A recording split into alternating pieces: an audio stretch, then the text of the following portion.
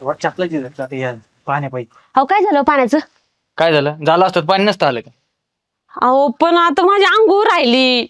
तुझी राहिली मग मी आंघोळच करून गेलतो ना. अहो तुमचं एखाद्या वेळेस ठीक आहे, नाही केलं तर काही फरक नाही पडत.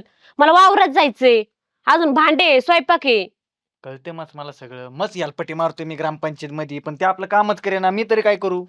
अहो पण मग तुम्ही डायरेक्ट फोन तर करायचा ना सरपंचाला एखादा. उचलला तर पाहिजे. तुमच्या घरी आलं का हो पाणी? अगं बाई कशाचं काय, हे काय तेच चाललंय, हे गेले होते, नाही झालं अजून पाण्याचं काम काहीच.